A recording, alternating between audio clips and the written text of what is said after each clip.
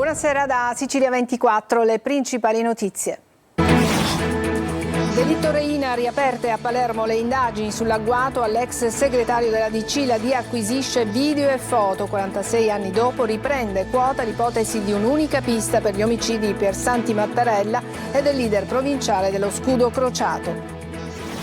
Servono militari contro i criminali. Il sindaco trantino incontra la premier Meloni e chiede l'intervento dell'esercito. Presentato al governo nazionale il dossier Catania. Posteggiatore abusivo a Catania minaccia un turista che non vuole pagare 5 euro per la sosta, arrestato dalla polizia. Sanità esauriti i fondi, c'è il rischio di liste d'attesa per le prestazioni in convenzione, oltre 200.000 prenotazioni mai eseguite. I 5 Stelle in piazza domenica a Palermo, ci sarà anche Giuseppe Conte. Il divo di Hollywood Michael Douglas apre il Taormina Film Festival. L'attore, 2 volte premio Oscar, torna dopo 21 anni, emozionatissimo. Tentativo di salvataggio in extremis della CR Messina, oggi in tribunale nella prima udienza per il fallimento. La difesa e la famiglia Sciotto ha chiesto l'avvio di uno strumento di regolazione della crisi. Calcio, il Palermo e Pippo Inzaghi, il matrimonio si farà, ma serve ancora tempo per la risoluzione del contratto dal Pisa. Il futuro tecnico rosanero domani a Catania è atteso il ritorno in città del presidente Pelligra.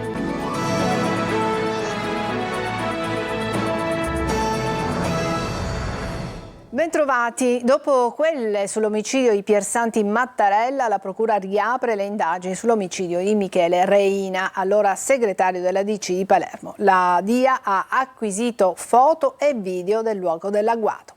Sentiamo Lorena Dolci. La sera del 9 marzo del 79, Michele Reina, da 3 anni segretario delle DC di Palermo, sale in auto con la moglie e una coppia di amici, quando alcuni sicari si avvicinano e gli sparano 3 colpi di calibro 38. Il comando fugge poi su un'auto rubata e l'omicidio viene rivendicato da Prima Linea, uno dei gruppi armati del terrorismo rosso, che poi smentisce. Nell'84 Buscetta si pente e rivela: anche l'onorevole Reina è stato ucciso su mandato di Totò Riina. Per il delitto sono stati condannati i componenti della cupola mafiosa, da Provenzano a Bernardo Brusca. Gli esecutori materiali non sono però mai stati trovati. A distanza di 46 anni da quel delitto, la procura di Palermo ha riaperto le indagini. La DIA sta acquisendo le foto e i video girati sul luogo dell'agguato. La morte di Reina fu solo l'inizio di una lunga serie di omicidi attribuiti a Cosa Nostra, come quelli di Piersanti Mattarella e del segretario regionale del PC Pio La Torre. Una lunga scia di sangue su cui non è stata fatta ancora piena luce. Michele Reina fu uno dei principali sostenitori dell'apertura del partito alla sinistra. Non è stato solo un delitto mafioso, questo è ovvio, diceva un anno fa la moglie Marina Pipitone, scampata all'agguato. Mio marito è stato il primo dimenticato tra le vittime della mafia. Servono militari contro i criminali. Il sindaco trantino incontra il premier Meloni e chiede l'intervento dell'esercito. È stato presentato il dossier Catania. Le proposte ora sono sul tavolo del governo nazionale. Tonino De Mane.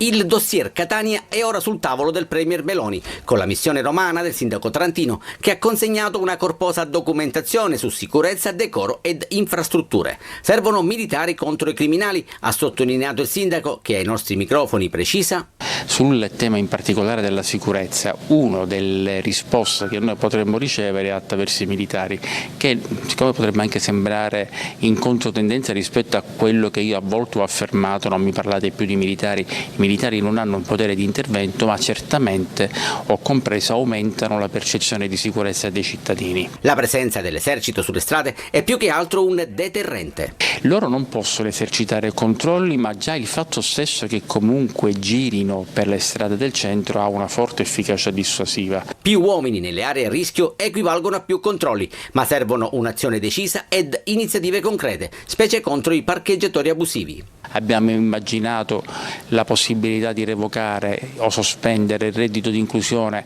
a chi esercita l'attività di parcheggiatore abusivo.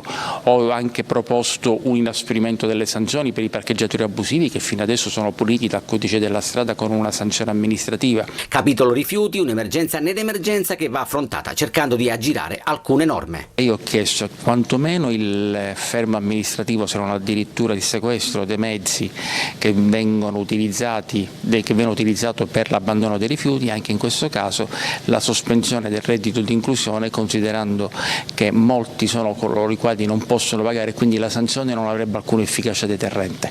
Il resto lo dovranno fare i cittadini attraverso comportamenti civili e responsabili. Ma basterà l'esercito? Ha fatto bene il sindaco trantino a chiederlo? Abbiamo voluto sentire il parere dei catanesi. Ancora Tonino Devano. Il sindaco trantino ha detto serve l'esercito per garantire più sicurezza a Catania. Cosa ne pensi? Se lui è cosciente che ha bisogno di esercito, vuol dire ci saranno buoni motivi. Catania è una città sicura? A volte sì, a volte no, dipende dalla... C'è una percezione di sicurezza con la presenza dell'esercito oppure no? Può essere un deterrente. Sì, io sono d'accordo, anche perché ci sono vie del centro che sono proprio, c'è ubriachi e anche drogati. Le militari contro i criminali, bene per la sicurezza, no? Qui in Italia, io credo. Basterà l'esercito?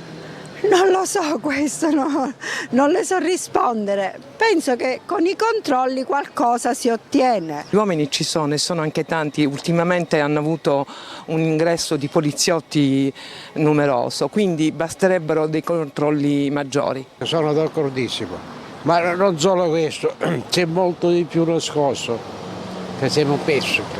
Non ho capito. C'è chi entra e possono fare tutto quello che vogliono. Io penso che l'esercito non basterà, ci vogliono altri obiettivi. Non sono di Catania, ma penso che l'esercito serve su tutto il territorio nazionale, non soltanto a Catania.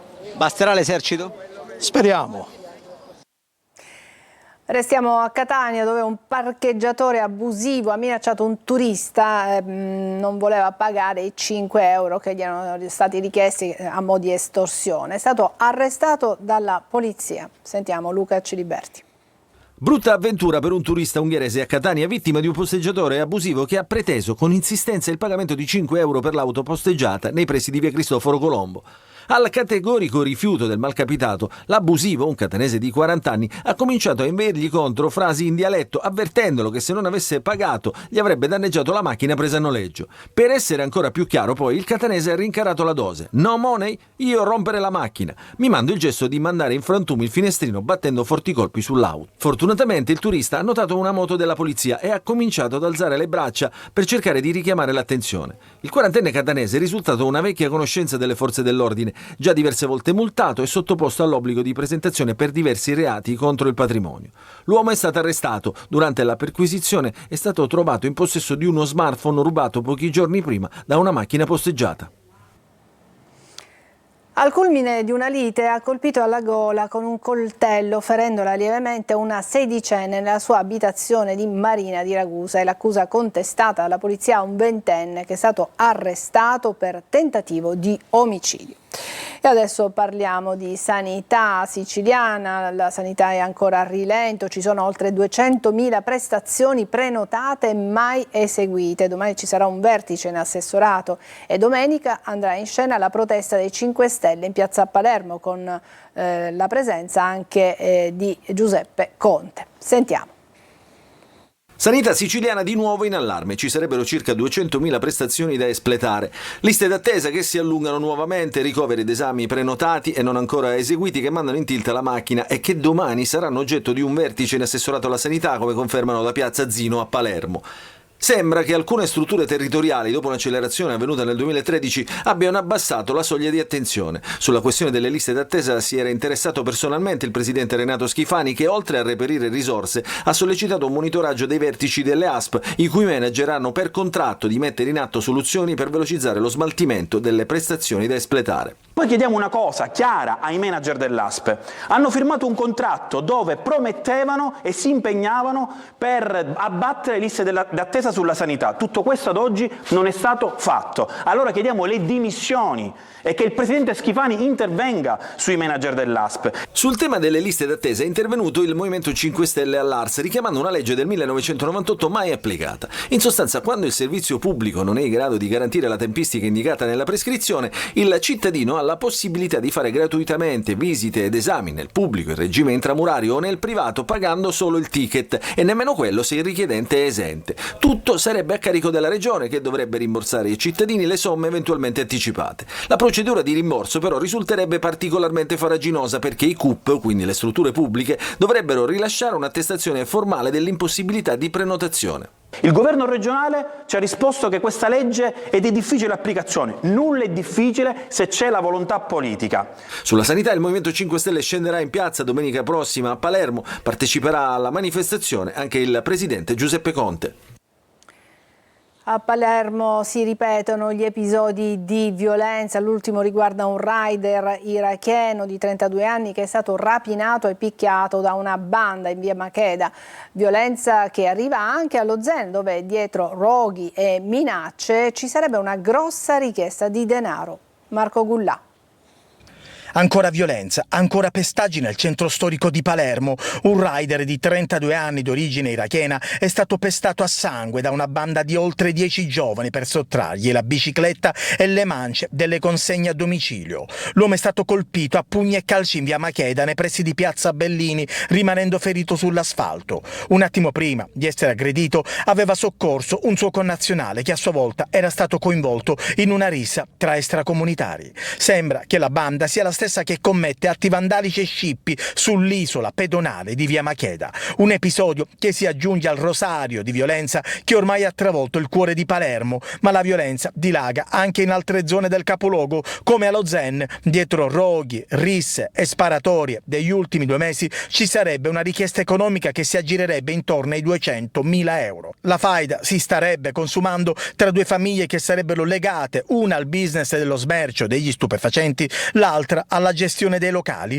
richiesta di tanti soldi che però sarebbe stata respinta, e il rifiuto avrebbe inasprito sempre più gli animi già tesi per via di una rissa sfociata in accoltellamento. Una violenza che qualche giorno fa ha portato anche al tentato omicidio di un uomo sfuggito all'incendio di una baracca dove viveva.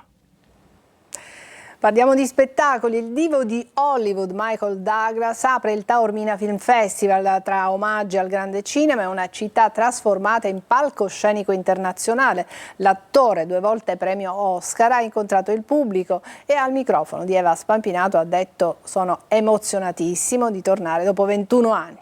Eva Spampinato. Michael, please. Here, please. Quando sono stato invitato a tornare a Taormina dopo 21 anni ero molto emozionato, perché era sempre bellissimo. Taormina è magica e la serie White Lotus mi ha dato una spinta enorme. Al momento mi sto godendo la pensione. Una leggenda di Hollywood, attore cult e produttore vincitore di 2 premi Oscar e tra i più grandi protagonisti della scena cinematografica americana. Michael Douglas arriva a Taormina accolto da un muro di telecamere e telefonini, anche lui affascinato dall'immagine della serie White Lotus. Ma lui al momento non pensa a nuovi film e ironizza. No, I don't. I'm enjoying my semi-retirement. No. And what do you think about the Italian cinema? I'm not that familiar with Italian cinema or any cinema.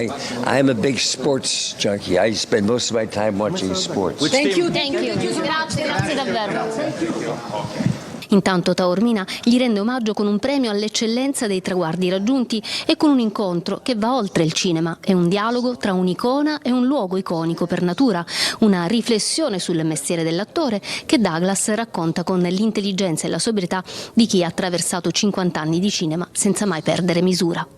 E stasera si accendono le luci del Teatro Antico per la 71esima edizione di un festival che rinnova la sua vocazione ad essere ponte tra il grande cinema e il pubblico. E il corso di Taormina in questi giorni non sarà solo una passerella, ma un grande teatro a cielo aperto dove tantissime star internazionali si racconteranno. Adesso una breve pausa e poi vi parleremo di una interessantissima mostra. A tra poco.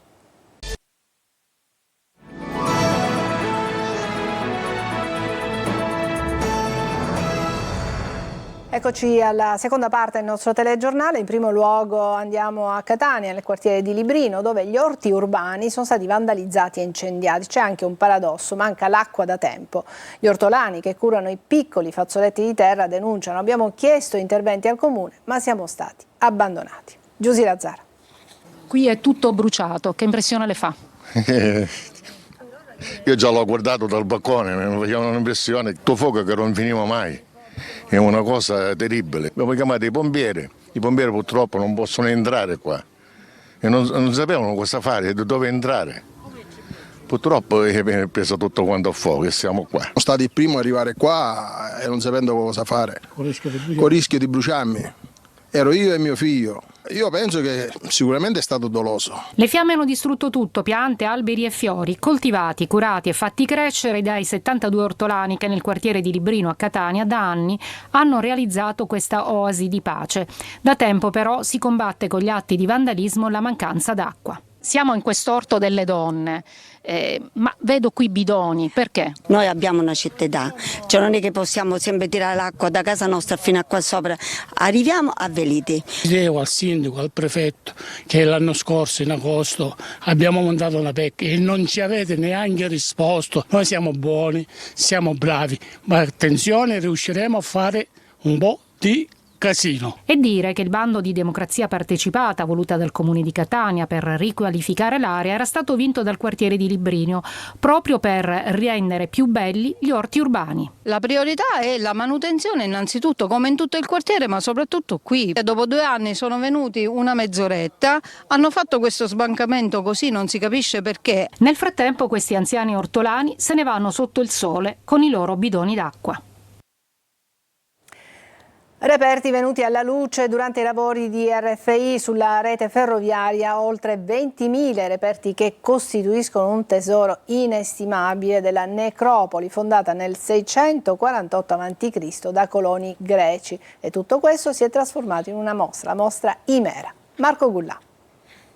La più grande necropoli greca sul suolo siciliano, a Imera, è stata riportata alla luce da RFI durante i lavori di raddoppio della tratta Fiumetorto-Ogliastrillo. Nasce da questa scoperta la mostra Imera dagli Alti di Rupi, un viaggio nella necropoli svelata da raddoppio ferroviario, inaugurata oggi alla stazione centrale di Palermo alla presenza del ministro della cultura Alessandro Giuli. La mostra ha permesso di valorizzare uno dei più grandi scavi archeologici degli ultimi 30 anni in Italia. In mostra, infatti, 20.000 reperti archeologici portati alla luce. Come dimostra questa straordinaria esposizione su Imera, mentre la Sicilia comincia a viaggiare più veloce, comincia ad ammodernare sempre di più le sue infrastrutture e lo fa nel rispetto dell'ambiente, del paesaggio e delle stratificazioni storiche e culturali che sono il grande, enorme scrigno di bellezza e di sapienza e di vanto universale della Sicilia. I reperti fanno parte di Imera, che era centro strategico della Sicilia antica, fondata nel 648 a.C. da coloni greci. La Sicilia ha la metà del patrimonio culturale del paese qui in Sicilia. Noi abbiamo all'interno 14 parchi, il parco di Imera è uno dei più preziosi. Proprio per questo, quando si scava, ogni cantiere rappresenta una finestra nel passato. La mostra sarà aperta fino al prossimo 10 novembre. Breve pausa e poi il calcio.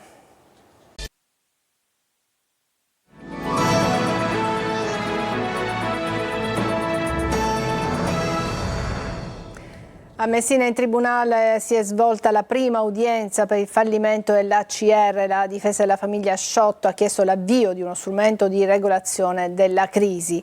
Francesco Triolo. È iniziata questa mattina la partita della liquidazione giudiziaria dell'ACR Messina. Nella prima udienza per il fallimento del club, i legali della famiglia Sciotto, gli avvocati Giampiero Picciolo e Giuseppe Cicceri, hanno presentato al giudice Daniele Madia la richiesta per quello che tecnicamente si chiama strumento di regolazione della crisi. Ha contestato ovviamente integralmente l'istanza di liquidazione avanzata dalla Procura, producendo una serie di documentazioni relative all'attuale situazione della società e ha chiesto al Tribunale di valutare questa richiesta. Il Tribunale il giudice si è riservato di riferire al collegio e nei prossimi giorni avremo una risposta da parte del Tribunale.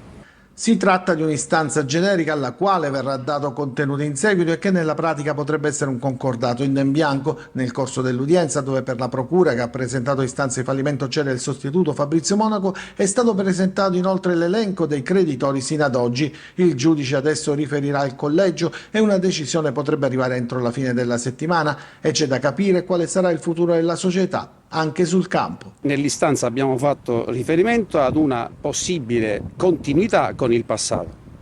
Insomma, il club potrebbe continuare la sua attività iscrivendosi alla Serie D con almeno 14 punti di penalizzazione, una situazione che complicherebbe le altre ipotesi di rinascita del calcio messinese che si stanno valutando in questi giorni. Il Palermo e Pippo Inzaghi sempre più vicini, ma occorre aspettare ancora qualche giorno per vedere questa unione. A Catania c'è attesa per l'arrivo del presidente Pelligra, previsto per domani. Marco Gullà. Questione di tempo, nessuna frenata. Il Palermo, Pippo Inzaghi e il Pisa. Continua il tira e molla per liberare l'allenatore che ha già detto sì alla proposta del club rosanero, ma che prima però deve risolvere il contratto con il Pisa. A sua volta, dopo il no di Vignato al trasferimento in Sicilia, il club nerazzurro per lasciare andare Super Pippo vorrebbe un indennizzo economico. Il Palermo non si tirerà indietro e pur di avere Inzaghi pagherà il Pisa, che quindi poi darà l'ok per liberare il suo allenatore, che avrebbe altri 2 anni di contratto. Insomma, nessun intoppo irreversibile, alla fine il matrimonio si farà.